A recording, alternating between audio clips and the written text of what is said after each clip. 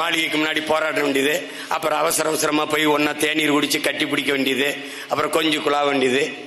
அவர் புதுசா இந்த கும்பகோணத்தில் பதவியேற்ற நம்ம அவர் செழியன்னு சொல்றாப்ல, ஆளுநரோட மோதல் போக்கை கடைபிடிக்க வேண்டாம் என்று முதல்வர் எங்களுக்கு அறிவுறுத்தி இருக்கிறார்.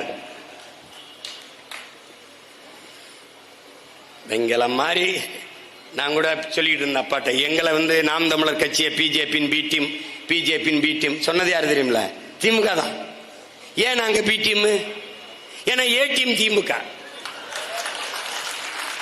அது பிஜேபியின் ஏ டீம், அதனால நாங்க இயற்கையாகவே பி டீம் ஆயிட்டோம்.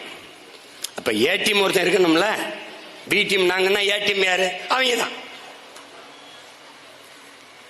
எப்படி ஓட்டு காப்பாங்கிறீங்க? சீமானுக்கு போட்டாதியே பிஜேபி வந்துடும், சீமானுக்கு போட்டாதியே மோடி வந்துருவார். டே, என் வீட்டில் சுவிட்ச போட்டா என் வீட்டில் வந்தா லைட் எரியும். பைத்தியக்கார பையில, எனக்கு போட்டா நான் தாண்டா வருவேன். ஏடா கொடுமையா இருக்கு.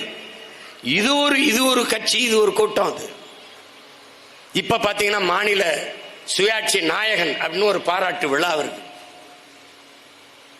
அப்பதான் நீட்ல பல பிள்ளைகள் சாகுது. இந்த நீட்டு தேர்வை கொண்டு வந்த பெருமக்கள் யாரு? காங்கிரஸ். இங்க என் தம்பி அருணபாரதி பேசின ஜிஎஸ்டி கொண்டு வந்தது யாரு? காங்கிரஸ். கூட இருந்து கும்மி அடிச்சது யாரு? குழப்ப போட்டது யாரு? நம்ம திமுக. நீட்டு தேர்வை வாழ்த்தி முரசொலியில் கடிதம் எழுதிய பெருமகன் நம்ம ஐயா தான். இந்த என்ஐஏ அப்பா கூட பேசியிருந்தாங்க. சிபிஐ எதுக்கு? சிபிஐ இருக்கு.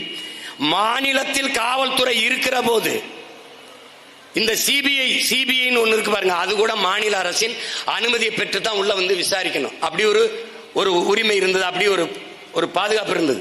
ஆனால் என்னங்கிறத எவனையும் கேட்க வேண்டியது உள்ள வரலாம்.